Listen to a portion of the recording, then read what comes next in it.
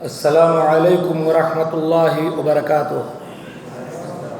الحمد للہ رب العالمین والعاقبۃ للمتقین والصلاة والسلام علی رسولہ الامین، اما بعد، اعوذ باللہ من الشیطان الرجیم، اقیموا الصلاة ولا تکونوا من المشرکین۔ ہے فلک تیرا طلبگار نمازی ہو جا، اے زمینوں کے خریدار نمازی ہو جا۔ صبح سے شام تلک، شام سے صبح تلک، چیختے رہتے ہیں مینار نمازی ہو جا۔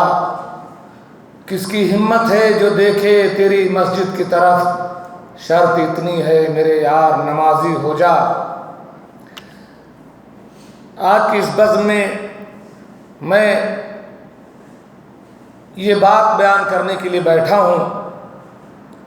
اپنے ان بھائیوں کے نام ہماری یہ بات ہے جو نمازوں سے بہت دور ہیں، بار بار کہنے کے باوجود نماز کے قریب نہیں آتے، دنیاوی خزانے لوٹنے کے چکر میں نمازوں کی پرواہ نہیں کرتے، حالانکہ دین اور دنیا تمام کا تمام خزانہ اسی نماز میں ہے۔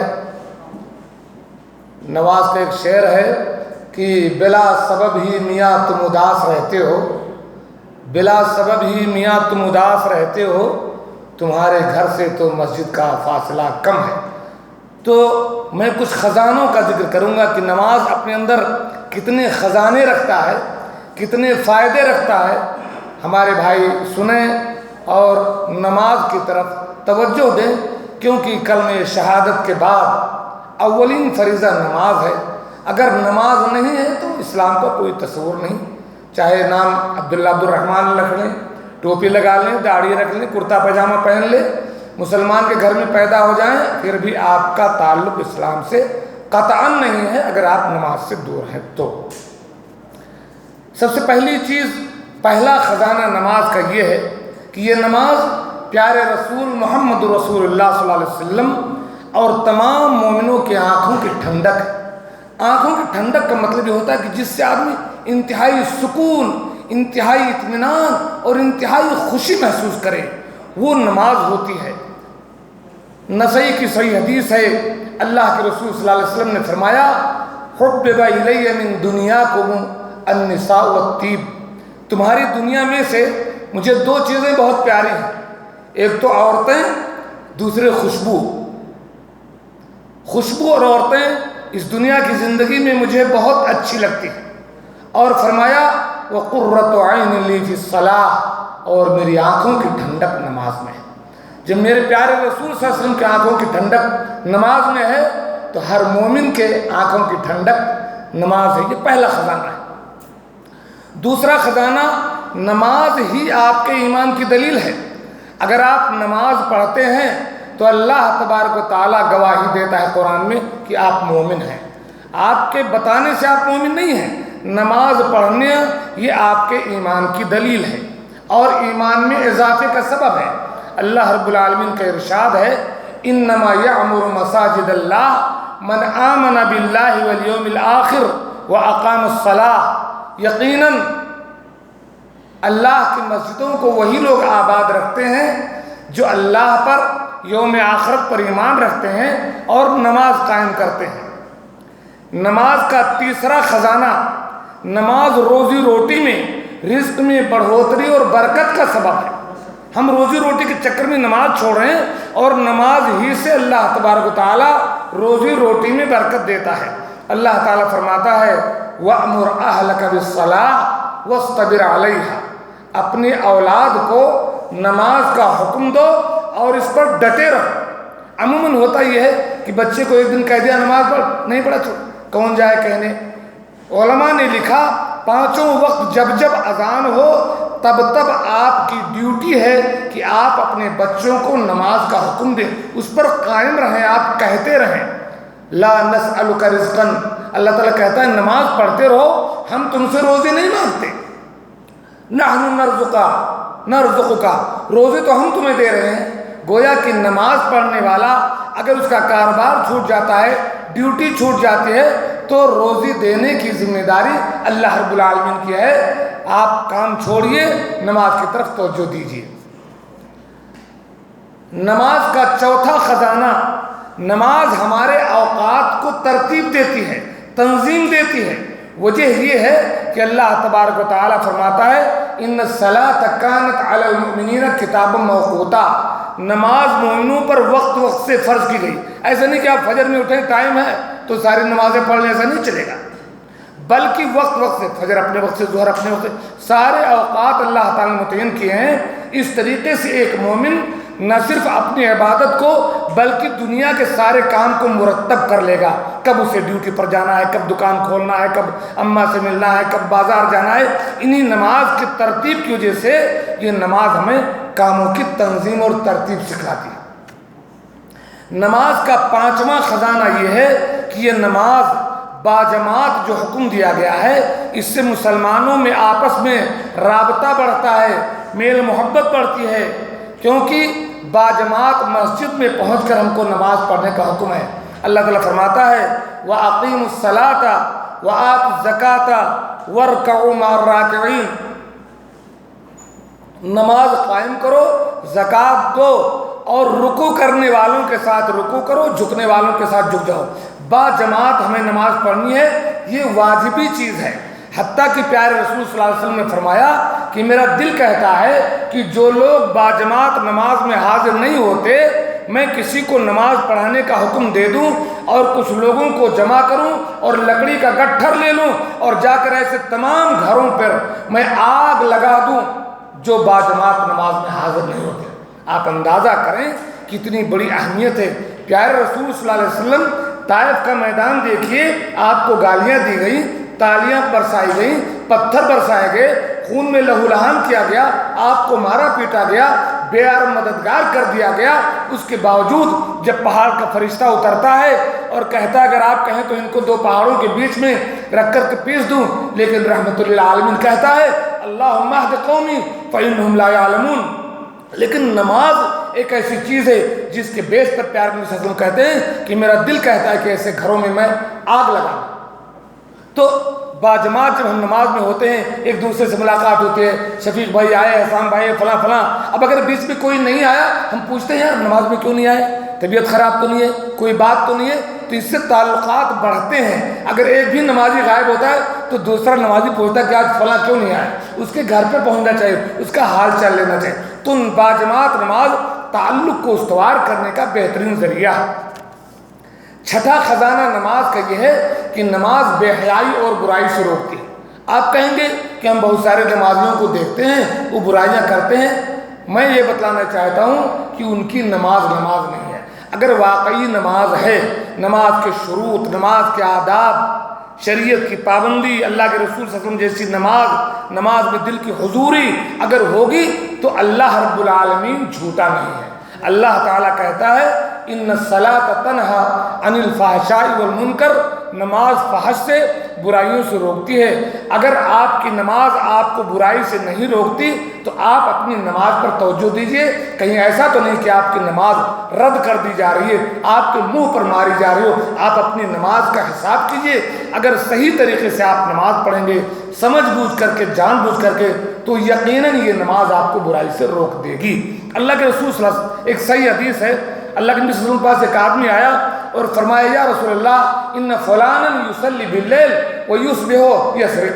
ایک آدمی ایسا ہے جو رات میں نماز پڑھتا ہے اور وہ چوری بھی کرتا ہے صبح میں. پیارے نبی صلی اللہ علیہ وسلم نے فرمایا انہ سینہاہ ما تقول. یہ نماز اس کو اس چوری سے روک دے گی اگر اس کی نماز ہے تو. اسی طریقے سے نماز کا ساتواں خزانہ یہ ہے کہ نماز ہم کو برابری سکھلاتی ہے. مسلمان ہونے کے بعد نہ کوئی چھوٹا، نہ کوئی بڑا، نہ کوئی کالا، نہ کوئی گورا، نہ کوئی دنیا، نہ کوئی جولہا، نہ کوئی سید، نہ پٹھان، کچھ نہیں، سارے کے سارے برابر ہیں. جب آپ نماز میں حاضر ہوئے تو اسی میں مولوی صاحب بھی ہیں، اسی میں ایک جو ہے مزر کامل بھی ہے، اسی میں وہ بادشاہ وقت بھی ہے، اسی میں پرجا بھی ہے، اسی میں غریب بھی ہے، اسی میں امیر بھی ہے، اسی میں کفیل بھی ہے، اسی میں عامل بھی ہے، اسی صف میں۔ تو یہ نماز ہم کو یہ اس بات کا درس دیتی ہے کہ سارے کے سارے لوگ بحیثیت مسلمان برابر ہیں، مساوات ہے، بھید بھاؤ نہیں ہونا چاہیے آپس میں۔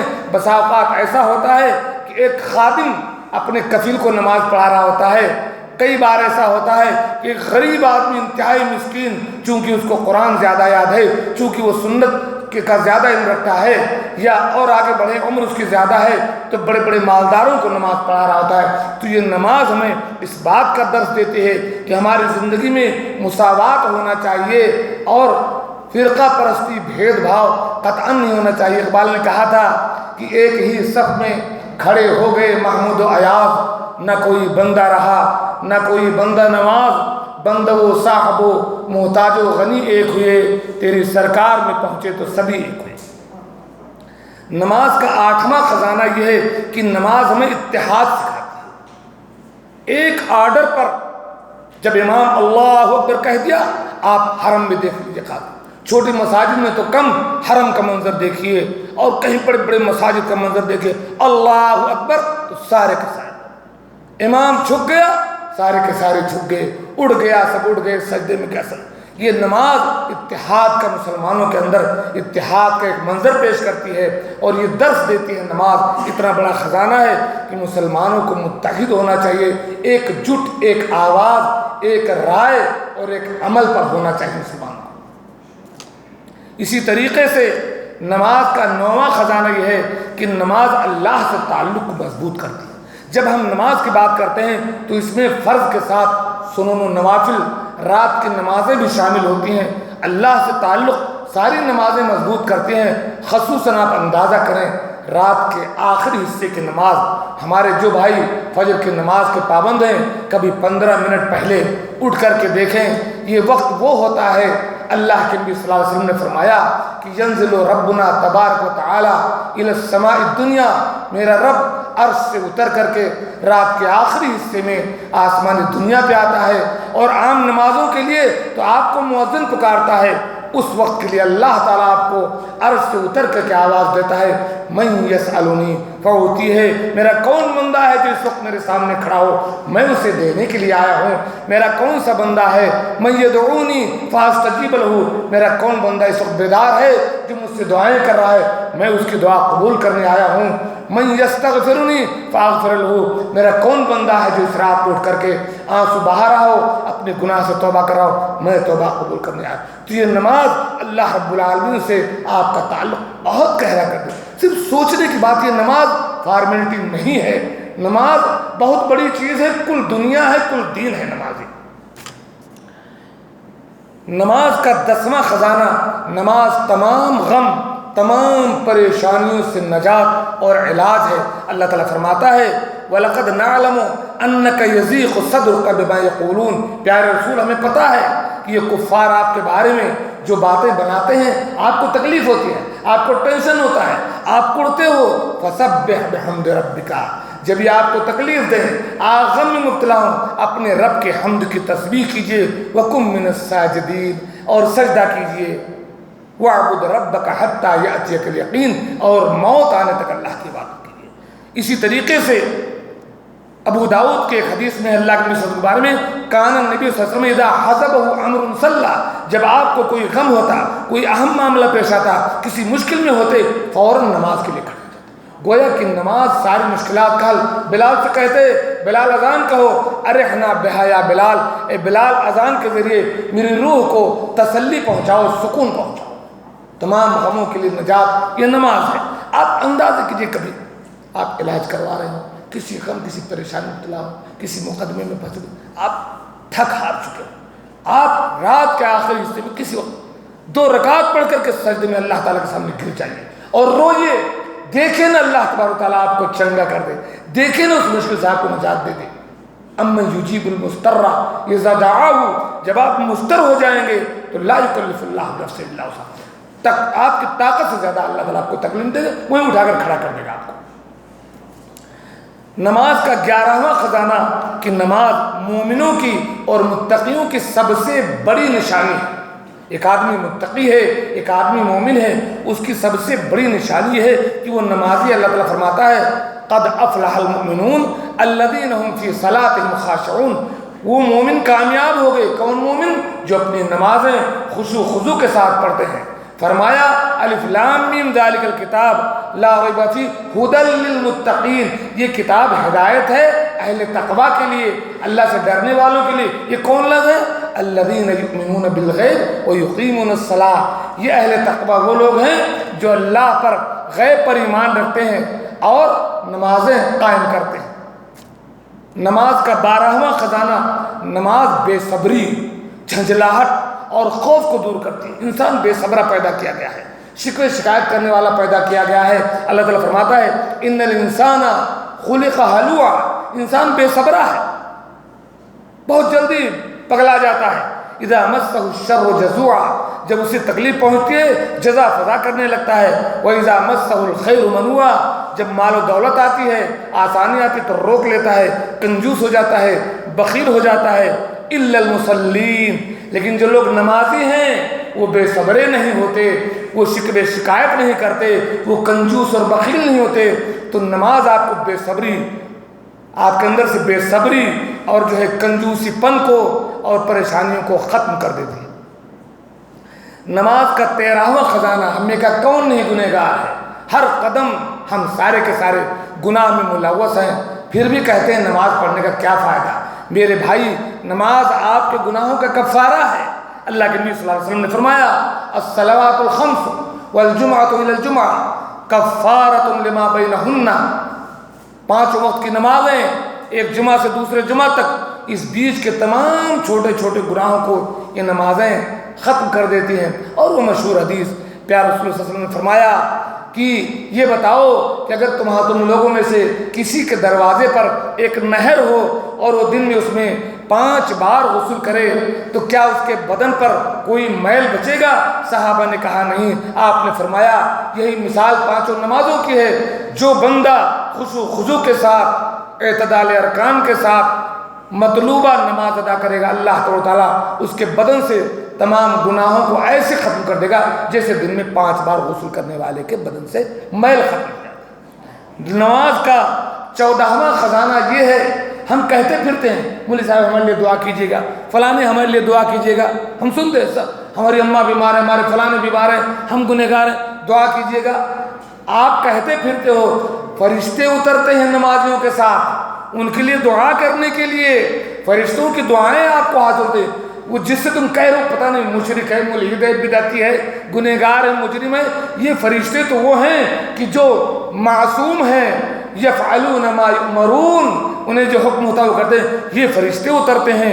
اب بندہ جب نماز پڑھ کر کے بیٹھتا ہے، حدیث میں آتا ہے جب بندہ بیٹھ جاتا ہے تو جب تک وہ اس کی ہوا خارج نہیں ہوتی، وضو نہیں ٹوٹتا یا کسی کو تکلیف نہیں دیتا، جب تک وہ اپنی جگہ پر بیٹھا رہتا ہے، فرشتے اترتے ہیں، اس کے لیے دعا کرتے ہیں اللہم اغفر لہ، اے اللہ اس بندے کو بخش دے، اللہم ارحمہ، یا اللہ اس پر رحم فرما، اللہم تب علیہ، اے اللہ اس کے سارے گناہوں کو بخش دے۔ یہ سب نماز کے خزانے ہیں۔ اسی طریقے سے نماز کا 15واں خزانہ کہ نماز امیر کی اطاعت کا جذبہ پیدا کرتی ہے۔ ہمارے ہاں کیا ہے، سب منمانی سارا کام چل رہا ہے، ہمارا کوئی امیر نہیں، ہمارا ایک امیر ہونا چاہیے، اس کے انڈر میں کام ہونا چاہیے۔ تو نماز کا جو امیر ہوتا ہے امام، جب ہم اس کی امامت میں نماز پڑھتے ہیں تو یہاں سے ہم سیکھتے ہیں کہ امیر کی مخالفت نہیں ہونی چاہیے، امیر سے آگے پیچھے کوئی کام نہیں ہونا چاہیے، امیر کی اطاعت کرنی چاہیے، یہ ہمیں نماز سکھاتی ہے۔ اسی طریقے سے نماز کا 16واں خزانہ یہ ہے کہ نماز دوسروں کا قدر کرنا سکھاتی ہے۔ ہمارے بہت ساری باتیں، ہم کسی کی قدر نہیں کرتے، جو جیسا تیسا، ایک ڈنڈا سے سب کو ہاتھ ہے، اسی سے مولوی اسی سے عامی، لیکن نماز ہمیں سکھاتی کہ نہیں، ہر ایک کا اپنا الگ الگ مقام ہے، جس کا جو مقام ہے اس کو وہ مقام عطا کرو، یہی صحیح ہے۔ کیسے؟ اگر کئی لوگ اکٹھا ہو جائیں، کوئی امام چننا ہو تو نماز کے لیے ہمیں حکم ہے کہ نماز وہ پڑھائے گا جس کو سب سے زیادہ قرآن یاد ہو۔ اگر سب کو قرآن زیادہ یاد ہے تو جو سب سے زیادہ فقہ اور سنت کا علم رکھتا ہو، اگر سب برابر ہیں تو جو عمر میں بڑا وہ پڑھائے گا۔ تو تو یہ نماز کا یہ طریقہ ہمیں سکھاتا ہے، یہ نماز کے خزانوں میں سے کہ نماز ایک دوسرے کا واجب الاحترام کا احترام سکھاتی ہے۔ نماز کا 17واں خزانہ یہ ہے کہ نماز دعا کی قبولیت میں بہترین معاون ہے۔ عام حالات میں بھی ہم دعا کرتے ہیں، لیکن جب ہم نماز میں کھڑے ہوتے ہیں تو یہ وقت وہ ہوتا ہے، خاص کر سجدے کا وقت، جب بندہ جس قدر جھک گیا اللہ تعالیٰ اس کے اتنا قریب ہو گیا۔ جیسے ویڈیو کال لگا لیتے ہیں اپنے گھر پر، اللہ کے نبی صلی اللہ علیہ وسلم نے فرمایا، صحیح مسلم کی حدیث ہے، اقرب ما یکون العبد من ربہ وہو ساجد، جب بندہ سجدے میں ہوتا ہے تو اس کا رب اس سے ایک دم قریب آ جاتا ہے۔ فاکثروا فیہ الدعاء، جب سجدے میں جاؤ خوب خوب دعائیں کرو، خوب خوب دعائیں کرو۔ تو نماز جو ہے آپ کی دعاؤں کی قبولیت کا بہترین مرکز اور بہت بڑا خزانہ ہے۔ اسی طریقے سے نماز کا 18واں خزانہ کہ قیامت کے دن اہل ایمان کی سب سے بڑی نشانی نماز ہی ہوگی۔ وضو کے اثر سے ان کے اعضاء چمک رہے ہوں گے، اس اثر سے اہل ایمان کو پہچانا جائے گا، اور پیارے آقا محمد رسول اللہ صلی اللہ علیہ وسلم اپنے ہاتھوں سے آب کوثر پلائیں گے۔ اللہ تعالیٰ ہمیں ہمارے نبی کے ہاتھوں سے آب کوثر نصیب فرمائے اور آپ کی شفاعت نصیب فرمائے۔ یہ نماز کی برکت ہوگی۔ نماز کا 19واں خزانہ یہ ہے کہ نماز اللہ تعالیٰ سے اکیلے میں ملاقات کراتی ہے، اکیلے، خاص کر آپ سورے اور اللہ تعالیٰ سے آپ گفتگو، اگر کسی بڑے آدمی سے آپ کو ملنے کا موقع مل جائے، بڑا آدمی آپ سے گفتگو کرنے لگے تو لوگ بیان کرتے پھرتے ہیں، وہ فلاں کفیل نے ہم سے بات کیا، آج مدیر ہم سے ملا تھا، آج وہ بادشاہ کا فلاں وہ پردھان منتری ملے تھے۔ اللہ تبارک و تعالیٰ عرش پہ موجود اس زمین پر کھڑے ہوئے نمازی سے کیسے بات کرتا ہے۔ آپ دیکھیں سورہ فاتحہ میں ہمارے وہ بھائی جو نمازوں میں سورہ فاتحہ امام کے پیچھے نہیں پڑھتے ہیں یا جن کو روکا جاتا ہے، وہ لوگ ضرور اس بات کو توجہ کے ساتھ سنیں۔ حضرت ابو ہریرہ رضی اللہ تعالیٰ عنہ کی حدیث ہے، صحیح مسلم کو بیان فرماتے ہیں، من صلی صلاۃ لم یقرأ فیہا بأم القرآن فہی خداج، جو نماز پڑھے اور اس میں سورہ فاتحہ نہ پڑھے اس کی نماز ناقص ہے۔ 3 بار فرمایا۔ ابو ہریرہ سے کہا گیا امام کے پیچھے کیسے سورہ فاتحہ پڑھے؟ ہم بھی کہتے ہیں، ہمارے لوگوں نے بتلا دیا ہے کہ یہ سورہ فاتحہ خالی امام کے لیے، مقتدی کے لیے نہیں۔ یہاں سارا مسئلہ حل پوچھا ابو ہریرہ سے لوگوں نے، امام کے پیچھے ہم کیسے پڑھیں؟ فرمایا اقرأ بہا فی نفسک، اپنے دل میں پڑھو، آہستہ پڑھو، لیکن سورہ فاتحہ کے بغیر نماز نہیں ہوگی۔ کیوں؟ میں نے اللہ کے رسول صلی اللہ علیہ وسلم کو فرماتے ہوئے سنا ہے کہ جب بندہ نماز میں کھڑا ہوتا ہے اور کہتا ہے الحمدللہ رب العالمین، اللہ تعالیٰ عرش سے آواز دیتا ہے حمدنی عبدی۔ آپ نے کہا الحمدللہ رب العالمین، اللہ تعالیٰ پکار اٹھا میرے بندے نے میری حمد بیان کر۔ ابھی کیا چاہیے آپ کو؟ اس سے بڑا کوئی مقام چاہیے؟ آپ کہتے ہو الرحمن الرحیم، اللہ تعالیٰ کہتا ہے اثنا علی عبدی، وہاں عرش سے آواز دے میرا بندہ میری تعریف کر رہا ہے، میری ثنا کر رہا ہے۔ کیا چاہیے؟ مالک یوم الدین، اللہ تعالیٰ کہتا ہے مجدنی عبدی، میرا بندہ میری بڑائی بیان کر رہا ہے، میری عظمت بیان کر رہا ہے۔ اللہ تعالیٰ آواز دیتا ہے ایاک نعبد و ایاک نستعین، آپ کہتے ہو اللہ تعالیٰ کہتا ہے ھذا بینی و بین عبدی، اے اللہ میں تجھ سے مانگتا ہوں، تیری ہی عبادت کرتا ہوں۔ جب کہتے ہو اللہ تعالیٰ کہتا ہے یہ میرے اور میرے بندے کے بیچ کا معاملہ ہے۔ وَلِعَبْدِي مَا سَأَلَ، میرا بندہ جو مانگے گا میں اسے دے دوں گا۔ لیکن اب اس کے بعد بندہ کہتا ہے اهْدِنَا الصِّرَاطَ الْمُسْتَقِيمَ، میرے مولا مجھے سیدھے راستے پر چلا، صراط الذین انعمت علیہم، ان لوگوں کا راستہ جن پر تیرا انعام ہوا، انبیاء کا، شہداء کا، صالحین کا، صدیقین کا، ان کا نہیں جو بھٹک گئے، ان کا نہیں جو گمراہ ہو گئے۔ اللہ تعالیٰ کہتا ہے وَلِعَبْدِي مَا سَأَلَ، عرش سے آواز دیتا ہے میرے بندے تو نے جو مانگا میں نے تجھے دے دیا۔ یہ نماز کا خزانہ ہے۔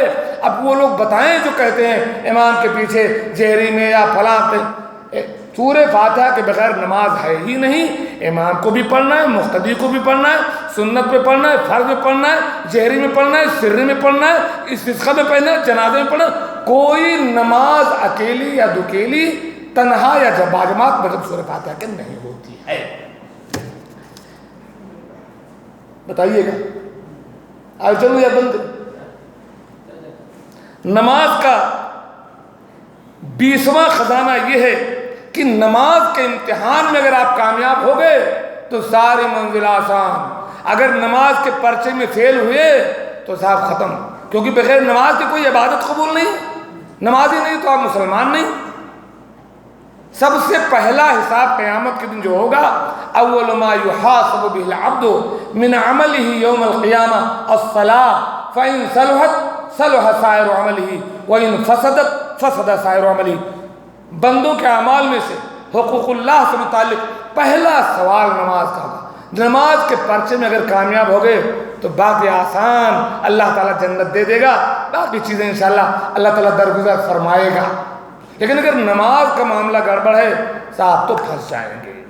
نماز نہیں پڑھتے، قربانی بھلے کرتے رہیں، روزہ رکھتے رہیں، صدقات کرتے رہیں، کوئی فائدہ نہیں۔ نماز کے بغیر آپ کے اسلام کا تصور نہیں ہے۔ نماز کا 21واں خزانہ یہ ہے کہ نماز سرحد ہے، ایمان ادھر کفر، ادھر ایمان ادھر کفر۔ اب آپ سمجھ لو کہ کتنی بڑی چیز نماز ہے۔ العہد الذی بیننا وبینہم الصلاۃ، ہمارے ان کے بیچ کا جو عہد ہے وہ نماز کا۔ فمن ترکھا، جس نے نماز چھوڑ دیا، فقد کفر، تو وہ کافر ہو گیا۔ نماز کا 22واں خزانہ یہ ہے کہ نماز تلاوت قرآن میں مددگار ہے۔ تلاوت کا بہترین موقع مل جاتا ہے آپ کو، زیادہ سے زیادہ آپ تلاوت کریں، سنن میں تلاوت کریں، رات میں تلاوت کریں، بہترین موقع ہے۔ آپ کو قرآن کی بہت ساری آیتیں یاد ہیں، موقع نہیں ملتا ہے تلاوت کا، نماز میں کھڑے ہو جائیں، شروع ہو جائیں، ایک ایک حرف پر 10 نیکی وہاں ہے، اور تو نماز جو ہے قرآن کی تلاوت کا بہترین موقع ہے جہاں آپ اپنی تلاوت سے کر سکیں۔ مثلا سورہ فاتحہ پڑھ لیں، 1400 نیکی آپ کے حصے میں، ایک حرف پر 10 نیکی۔ میں بار بار یہ بات ذکر کرتا ہوں علماء سے سن کر کے، یہ مجمع فہد کا جو قرآن ہے یا جہاں سعودیہ میں جو چھپا ہے، یہ ایک لائن میں 30 سے 33 تک کے حروف ہیں، ایک حرف پر 10 نیکی، تو 30 حرف پر کتنی نیکی؟ 300 نیکی۔ ایک صفحے میں 15 سطریں ہیں، 15 × 45، 4500 نیکیاں آپ کے کھاتے میں آ جائیں گی اگر ایک صفحہ آپ قرآن کریم کی تلاوت کر لیتے ہیں تو نماز جو ہے بہترین ذریعہ ہے قرآن پاک کی تلاوت کا اور قرآن کے حفظ کا۔ نماز کا 23واں خزانہ یہ ہے کہ نماز ہمیں سکھاتی ہے کہ سارا کام سکون سے کرو، اعتدال سے کرو، جلد بازی نہیں کرو، کیونکہ جلد بازی میں بہت سارا آدمی خراب کر لو، جلد غصے میں کوئی فیصلہ کر دیا غلط، بیوی کو طلاق دے دیا، کوئی کام ہڑبڑ ہڑبڑ کر لیا، گر گیا، ٹوٹ گیا، ہاتھ پہ ٹوٹ گیا، آگ جل گئی، کچن میں آگ لگ گئی، انگلی کاٹ لیا، کئی بار ایسا ہوتا ہے جلد بازی میں۔ یہ نماز ہمیں سکھاتی ہے کہ تمہارا سارا کام اطمینان اور سکون سے ہونا چاہیے، جلد بازی نہیں ہونی چاہیے۔ کیسے؟ ایک صحابی جو ہے آتے ہیں مسجد میں نماز پڑھتے ہیں، وہ پھٹافٹ نماز پڑھ لیے، اللہ کے نبی صلی اللہ علیہ وسلم کے پاس آئے، سلام کیا، آپ نے جواب دیا، فرمایا ارجع فصلی فإنک لم تصلی، جاؤ پھر سے نماز پڑھو، تم نے نماز نہیں پڑھی۔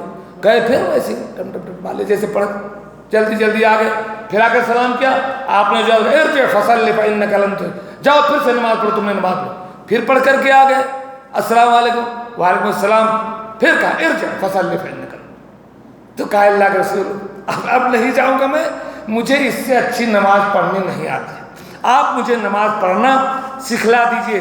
تب آپ نے صحابی سے فرمایا اذا قمت الى الصلاة فکبر، جب نماز کے لیے کھڑے ہو تو اللہ اکبر کہو، ثم اقرأ ما تيسر معك من القرآن، پھر قرآن جو یاد ہو وہ پڑھو آسانی سے، ثم ارکع، پھر رکوع کرو، حتی تطمئن راکعا، یہاں تک کہ سکون اور اطمینان کے ساتھ رکوع کرو، یہ نہیں کہ یوں جھکے نہیں کہ صاحب اٹھ گئے، ثم ارفع حتی تعتدل قائما، پھر کھڑے ہو جاؤ اور اعتدال کے ساتھ کھڑے رہو باقاعدہ، ثم اسجد حتی تطمئن ساجدا، پھر سجدہ اطمینان سے کرو، پھر یہ صاحب نے بتایا۔ تو یہ نماز ہمیں سکھاتی ہے کہ زندگی کے کسی معاملے میں بھی جلد بازی درست نہیں ہے، اور اگر جلد بازی میں آپ نے امام سے پہلے سر اٹھا لیا تو یہ حرام ہے، آپ گنہگار ہوں گے۔ اللہ کے نبی نے فرمایا کہ اما یخشى احدکم الذی یرفع رأسہ قبل الامام ان یجعل اللہ رأسہ رأس حمار، وہ شخص جو امام سے پہلے اپنا سر اٹھا لیتا ہے وہ ڈرتا نہیں کہ اللہ تعالیٰ اس کا سر گدھے جیسا بنا دے۔ اور 24واں خزانہ نماز کا آخری بات چل رہی ہے کہ نماز ہماری سستی اور کاہلی کو بھگا دیتی ہے۔ کئی بار ایسا ہوتا ہے سست بیٹھے ہیں, دل نہیں کہتا نماز اذان اللہ اکبر. ایک نمازی آدمی فجر سے پہلے گہری نیند سو رہا, سارا بستر جھٹک کر کے بھاگے نماز کے. ٹھنڈ کا موسم میں گرم گرم ہے, لیکن نمازی ہے, نماز کو سکھا دے چھوڑو, ساری سستی کا فوراً نماز کرنا. تو ایسے ہی جب نماز کا جو بندہ عادی ہو جاتا ہے اس سارے کاموں میں چست ہو جاتا ہے, کہیں اس کو سستی کنارے نہیں آتی ہے. اور نماز کا 25واں خزانہ آخر سے پہلے والا, بہت سارے خزانے ہیں. قیامت کے دن جب ساری دنیا غم و پریشانی میں ہوگی, نفس نفسی کا عالم ہوگا, ننگ دھڑنگ لوگ اٹھائے جائیں گے, سورج سوا نیزے پہ ہوگا, انسان اپنے اپنے عمل کے مطابق پسینے میں ڈوبا ہوا ہوگا. ایسے وقت میں سب پریشان ہوں گے لیکن نمازی نہیں. نمازی کو اللہ تبارک و تعالیٰ اپنے عرش کا سایہ نصیب فرمائے گا. اللہ کے نبی صلی اللہ علیہ وسلم نے فرمایا کہ جن لوگوں کو, جن 7 لوگوں کو اللہ تعالیٰ میدان محشر کی سختی اور دھوپ میں اپنے عرش کا سایہ دے گا, ان میں ایک وہ ہے رجل قلبہ معلق بالمساجد اذا خرج منہ حتی یعود الیہ. اس بندے کو اللہ تبارک و تعالیٰ اپنے عرش کا سایہ نصیب فرمائے گا جو بندہ نماز میں اس کا دل لگا رہتا ہے. ایک نماز پڑھ کر نکلا, دوسری نماز کا وقت آیا اور پھر میں حاضر ہو جاؤں. اور آخری بات یہ ہے کہ یہ نماز پیارے رسول صلی اللہ علیہ وسلم کی آخری وصیت ہے. آپ جان کنی کا عالم تھا, آپ کی جان جا رہی ہے, اللہ سے آپ ملاقات کرنے والے ہیں, آپ کی روح پرواز کر رہی ہے, امت کو وصیت کر رہے ہیں الصلاۃ الصلاۃ الصلاۃ وما ملکت ایمانکم. اللہ تعالیٰ سے میں دعا کرتا ہوں کہ اللہ تعالیٰ اپنے احکام کی پابندی کی توفیق دے. پیارے رسول صلی اللہ علیہ وسلم کی اس وصیت کی اللہ تعالیٰ ہمیں پابندی کی توفیق دے. ہمیں پیارے نبی کے ہاتھوں سے جام کوثر نصیب فرمائے, پیارے نبی کی شفاعت نصیب فرمائے.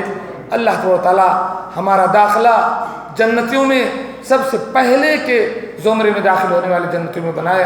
آمین. وآخر دعوانا ان الحمد للہ رب العالمین. السلام علیکم ورحمۃ اللہ.